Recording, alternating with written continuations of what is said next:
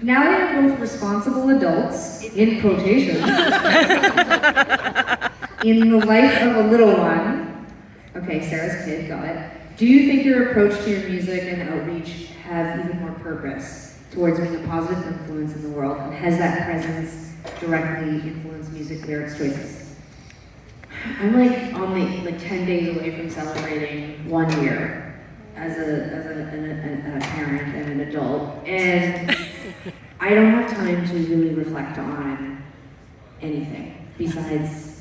Like, I got a haircut for the first time in 5 months yesterday. Like, I feel unwell, you know, just really just running from like child to job, from child to job. So I think in some ways it has already affected me. I'm more selfish and self-focused because it's so hard to see outside of just keeping him alive most of the time, and then also just doing enough of my job to still get 50% of the money. And so right now, I don't feel like it's necessarily affected. The outside world is not getting any benefit. So, it makes me immediately feel guilty to say that having a child has not made me think more about like how I can help the world. I actually yesterday was caught on tape saying, as Sid was joyfully screaming and running with my partner through a field, I said, you know, if anything, I feel less concerned about the world right now. It's just I'll be dead, and it's just that's the world he gets. And it didn't make me feel good to say that, but like, what choice do I have now? And so in some ways, I'm just more practical now and pragmatic, because I'm like, all I can do is really take care of him and make things good for him right now. But that's also from a lady who only got her hair cut once in the last year. So maybe I'll pick up steam as we keep going. Hi Tegan, how does Georgia, that's my dog, that's not the next question, I see what's happening. Well, I'm being aware of timing, so I gotta skip a couple. But as usual, we'll answer anything we don't get to on Substack. Okay, yeah, true. We have a mailing list /blog /creative outlet on Substack called I Think We're Alone Now. If you're not subscribed, you should. And I will answer questions there. Okay, hi Tegan. Also, you know, you just told this whole thing about your baby and being selfish, so I'm jumping to a question about me. Is that okay? To show how selfish you and self-focused you are as well. Yes. Hi Tegan, how does Georgia handle you being away when you tour? What a great question. I think she probably doesn't notice or care because time works differently, I think, for animals, but my partner does tell me that the day I leave, she pretty much just sits by the door, like waiting for me to come back. And so we have like a new thing now where when I leave, immediately like my partner takes her to the park or out with her dog pack so that she's distracted.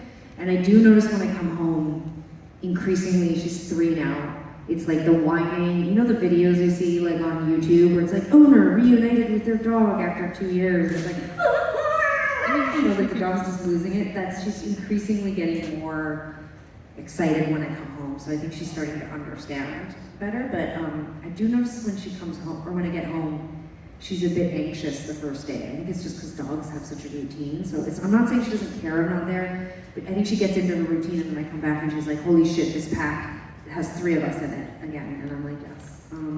I just wrote a huge Substack post for Georgia's birthday, which is on June 26th. So it's coming if you're interested in more about my dog. I know you are. Were you always this confident? What made it change? Yes, I was. Sarah?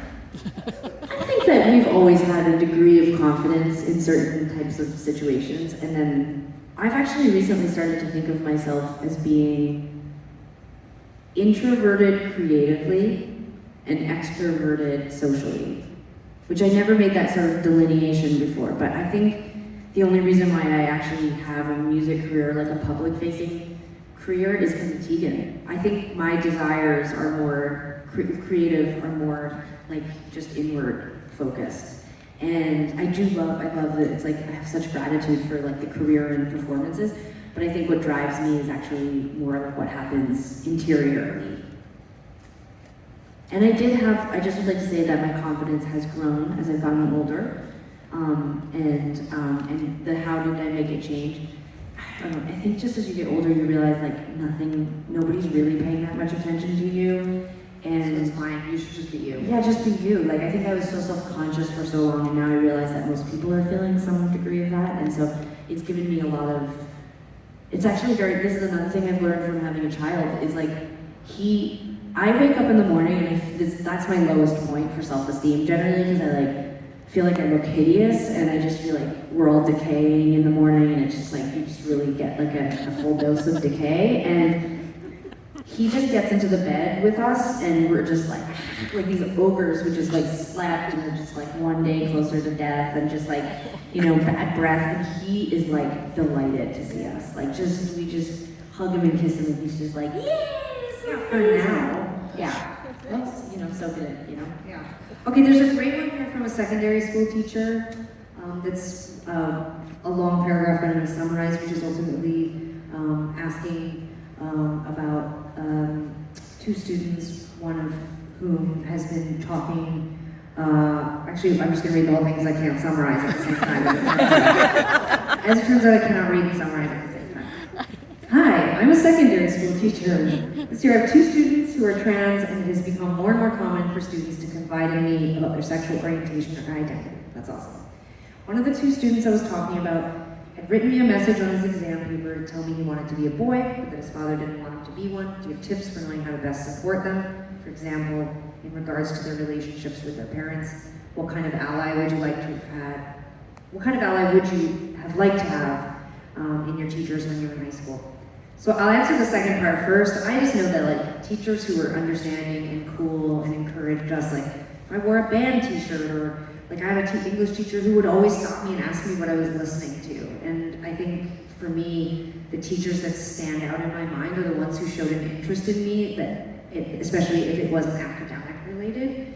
And as a kid that felt really uncomfortable in my body and really uncomfortable in an academic setting, any encouragement or humor or just interest in me really made me feel seen.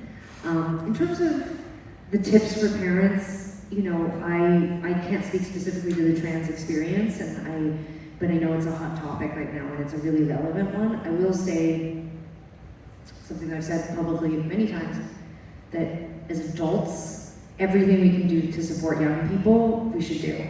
And I am sad that so many adults go out of their way to make being a young person so miserable by not wanting adults to support and hear them out. And I just think encouraging young people by giving them access to really positive LGBTQ representation, especially if they're confused or they're searching for answers, is the best we can do.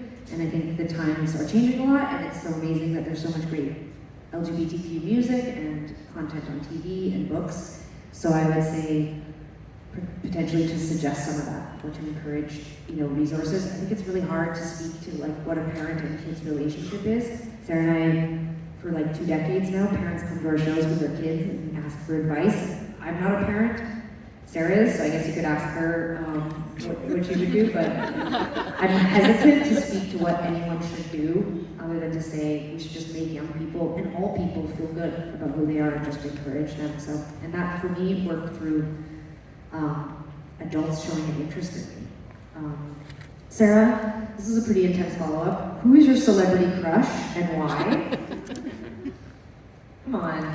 I don't know. I don't even feel like I'm dead inside. I don't even have crushes anymore. I don't remember what that is. Not like Pedro Pascal or Pedro's pretty cute. Kate Blanchett. No, I've kind of like, I really, really respect Kate Blanchett, but I feel like my type is changing a little bit. I'll get back to you about it. I can't even remember my own name sometimes these days. I have nothing. I feel nothing. I literally feel nothing. Do you have a piece of advice for an aspiring musician? That's another question. I mean, in this climate, I'd probably look into a different job.